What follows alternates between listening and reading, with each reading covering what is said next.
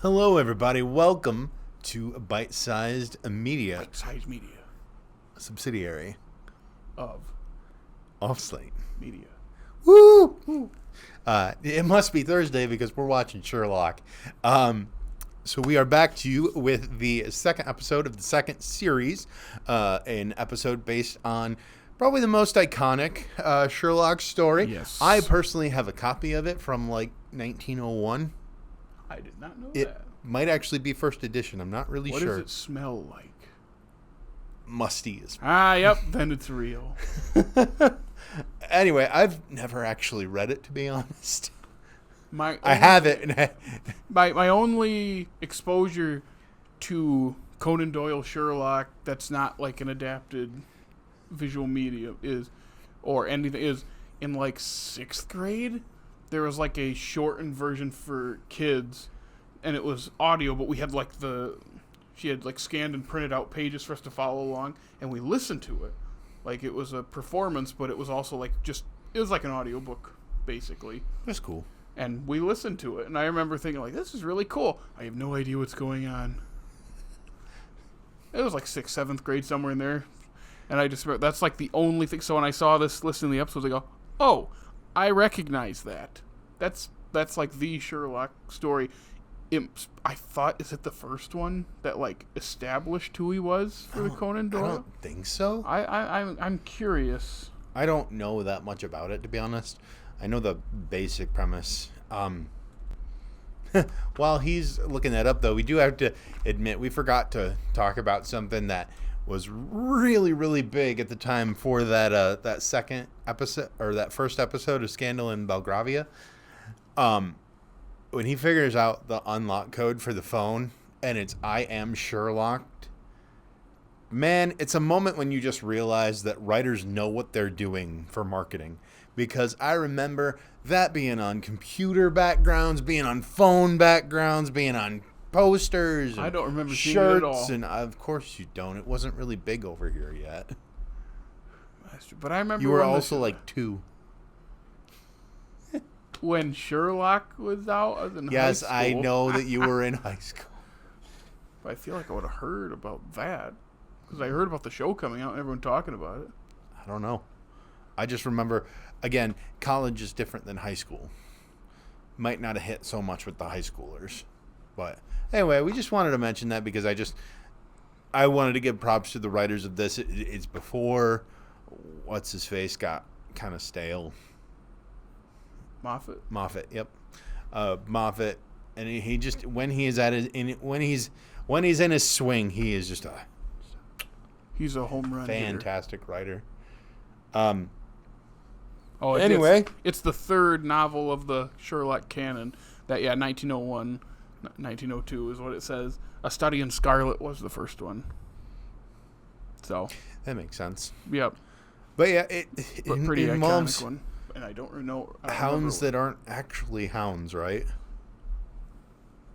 I don't remember. That was so long ago. I do have to admit, what you were describing, kind of like unlocked a core memory of mine from childhood that I had pushed away. Do you remember? You don't remember 2XL, do you? That used to be my shirt size. Ain't no more, is it? No, it's about half my shirt size. I feel the pain. 2XL was a robot. It was a robot with a cassette deck in the center of it. Okay. You would buy these tapes, and they would have keep talking. Stories on them. And every so often, you would come up to like a quiz or something. I know what that is. And you would press a button on the top of it to select your answer. And from that button, it would direct the story a different way. So like an audio choose your own adventure of sorts? But read by a robot. And you'd hit it and go, and it'd stop at like the track that you chose. That's cool. There's just not cool things like that anymore. Yeah. I sound really old when I say that, but yeah, a little bit. I'm trying. I think I'm getting a little bit of a memory. I don't know if it's the Hounds of Baskerville. There's probably different story of his, but it's something to do with some kind of like jewel and some kind of like turkey or something. Like a jewel's like hidden like a turkey beard or something gross. Jared, or like they don't have Thanksgiving in England. They have turkeys. They don't have Thanksgiving in England. Well, maybe they don't. They have geese. There. Sorry. I'm just saying there's... Indigenous American Day. Okay. Isn't that what we should be calling it now? I don't know. I believe that is what is... Well, Indigenous Peoples Day is Columbus Day. That's right. Which, yes, screw Columbus. Yeah. But I was saying there's something with like a jewel or like bubonic plague or something, or maybe that's a separate... There's something... It wasn't... No, I'm saying for Sherlock.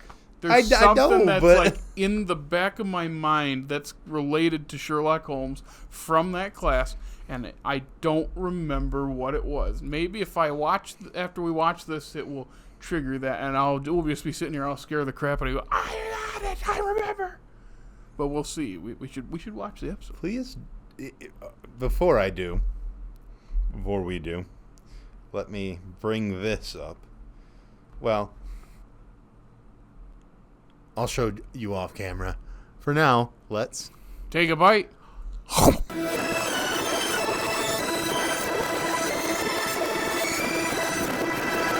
And welcome back, everybody. We just solved the mystery of the Hound of Baskerville. And Hounds of Baskerville. Sorry, the book is the Hound of Baskerville because it's about a curse. Yep, it's about a curse and less about a government facility. And yes, everything. Yeah, what we're all wondering right now: why am I in a different chair? Well, the answer is the other one was hurting my back. All right.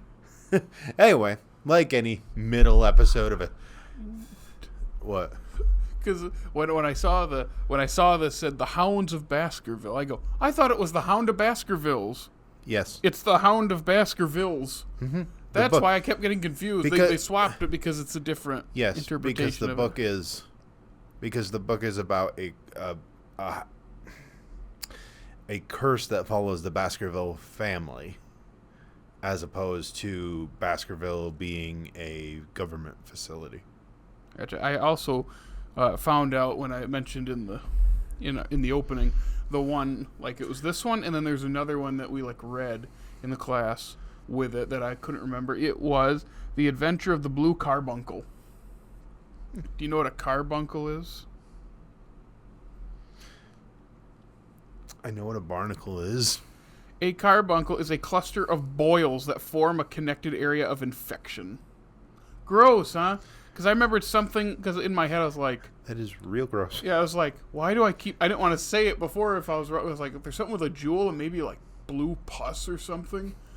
I got the blue something with a jewel. No, there's something with a jewel and a turkey's beard or something. I thought it was something like, it's not a turkey's beard, but I was thinking of like the warts that turkeys have, and I think that's a carbuncle. How do you get from turkey's beard to warts? Like they don't even. It's not really like it's warts not that like they on have the beard, though. But it's like they have like bumps all over their head. That's what I was thinking of, but it's like it's so long ago and I hadn't thought of this in who knows how long. But it's like his mind palace thing. It's there. You just gotta find it. Jared, that's really really funny.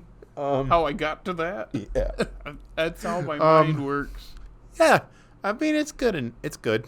It's good enough. It's similar to the Blind Banker of last series, where I think it's better than the Blind Banker. If I'm honest, we're more accustomed to the characters. There's a little more going on. It's not just in London; they go somewhere else. That's probably the best part of this one is they're in a separate location, and we get more Lestrade, and he's with them, kind of hanging out instead of just showing up. You're brown as a nut. You've just come back from holiday. Well, I went on another.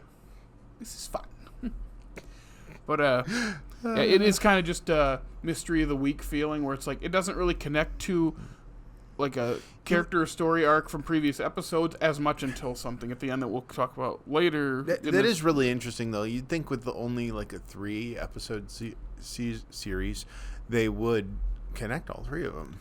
And it does. I wonder if it's just such a big undertaking to write an hour-and-a-half episode like that if you have to have a couple of different people doing it, and kind of like if you imagine the series as one episode, you say, okay, we're going to work on the A story over here, which is the outer 2 episodes, and then you work on the B story.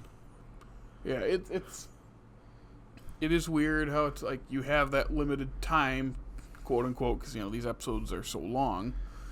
But it is like if you have X amount of episodes and it's way shorter than a usual show, why do, instead of just saying villain of the week, it's mystery of the week? Villain of the week, monster of the week. This is mystery of the week. Maybe you need some of that somehow to like ease tension or just spend more time, just to make it more of a Sherlock adaptation. Because I've not read any of the Sherlock things, but I assume they don't all connect. I assume I think it's more episodic. Yeah. Yeah. Maybe it's just an attempt to make it more like that. And it's weird how, for the longest time, I, as with a lot of people, I hate filler. Because I'm very, when it comes to shows that have overarching stories, story focused, let's continue the story. And it's because, growing up, and you know this too, that's how TV functioned. It was mostly episodic, and the overarching stuff, there's filler.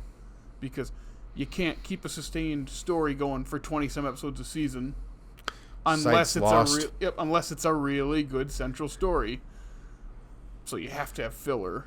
It's like, okay, we got to stretch this out, get as much out of it as we can. And then as, I got into college and the TV landscape shifted to shorter episode seasons, there's no filler anymore.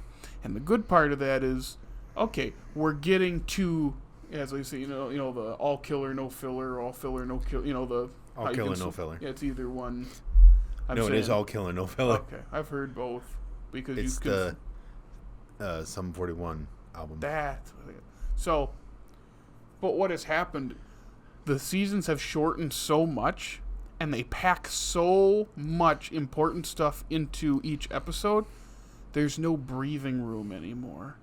You don't spend as much time with your characters, and it's weird. It's like, I don't like filler, but now we're moving so fast.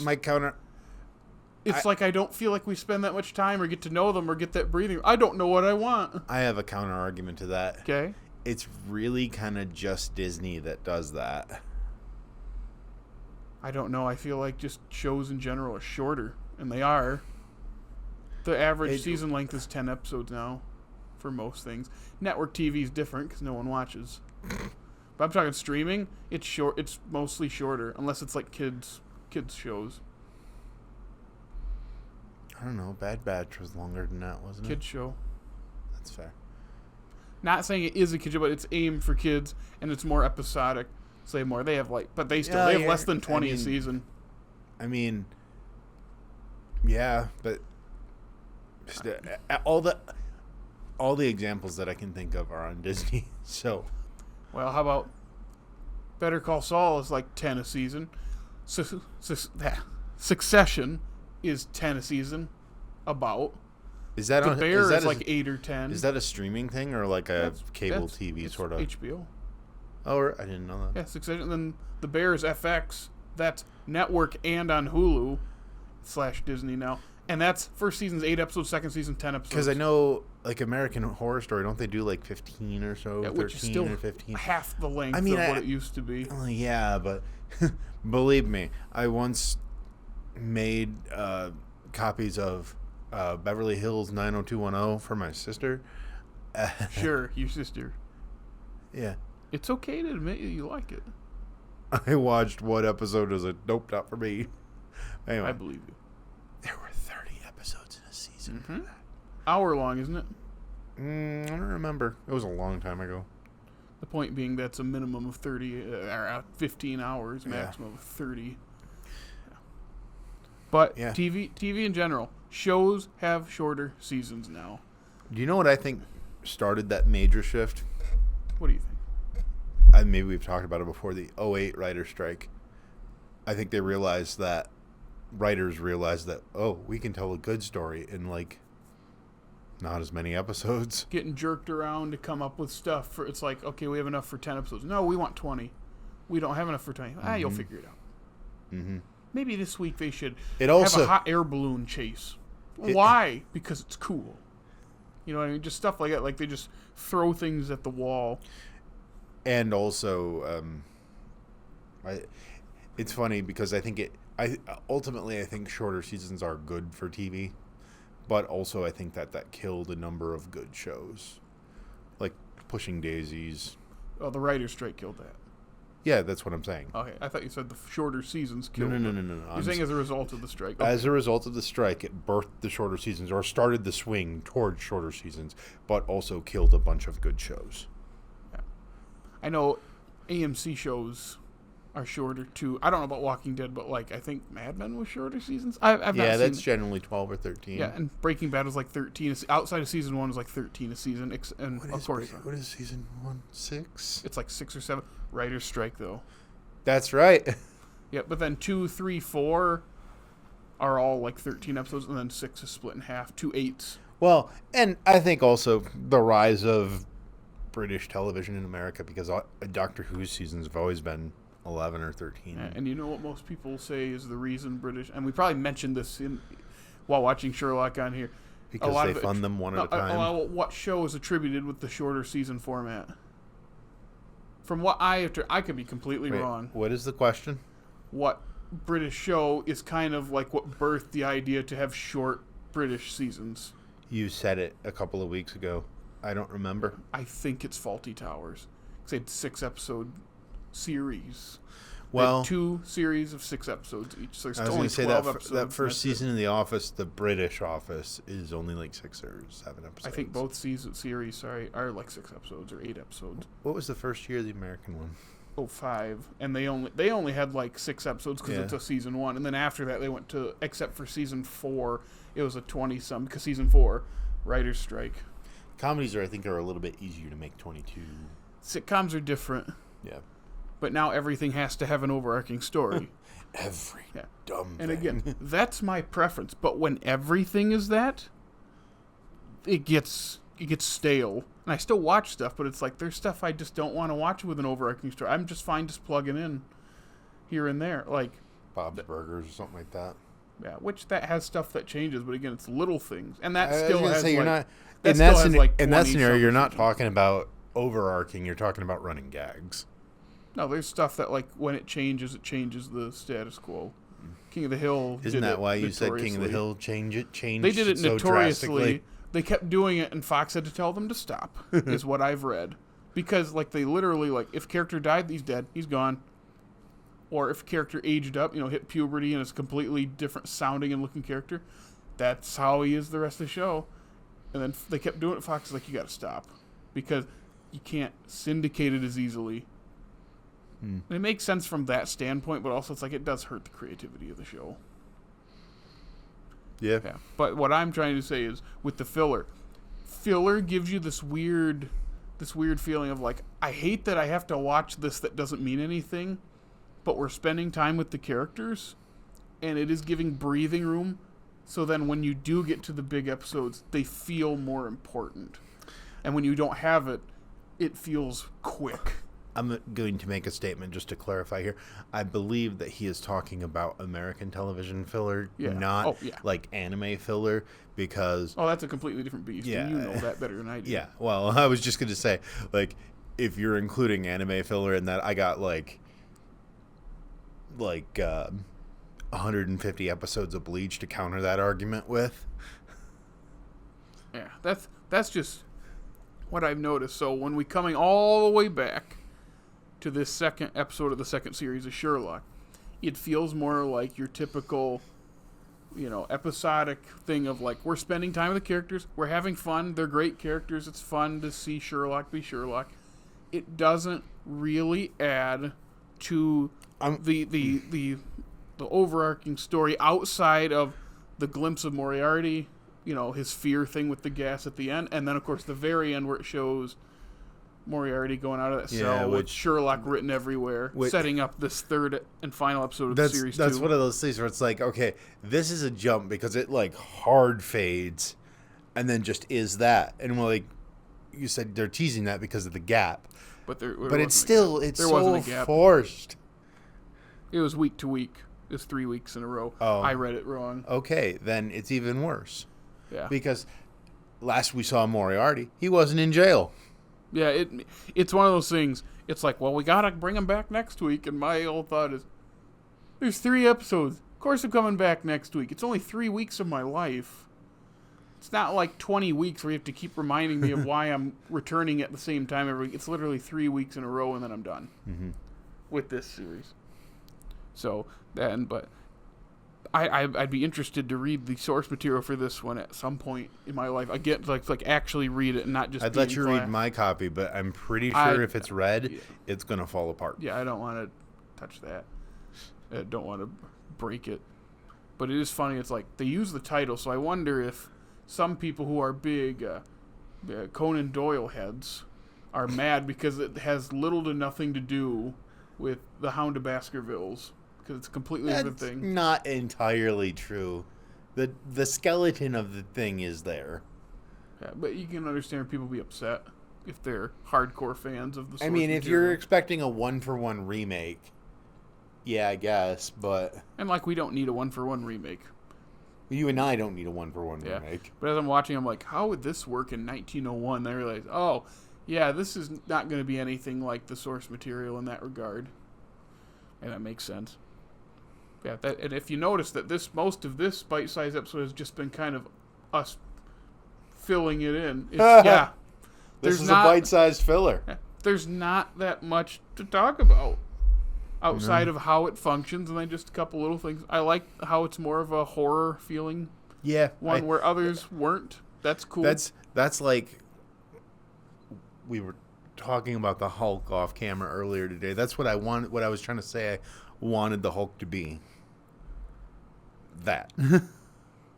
Each episode has kind of felt like its own thing. Like, not just in I think it's intended story. to be that way, yes, though. I'm saying, and it's good. I'm enjoying how the editing and the direction and the execution of each one has felt like its own little world. Because last week's episode and this week's episode, like last week had all the transitions and the way things work. This one's transitions are all the things, the flashes on screen. It's supposed to replicate the way the drug makes them feel, though. Yeah, and like I'm saying, that's what I'm enjoying about it, is it's doing different things in each episode. This one has the split lens thing it was using. I don't know if it was the most effective use of it, because it's just people sitting talking. Yeah. But it looked cool. I like split lens shots.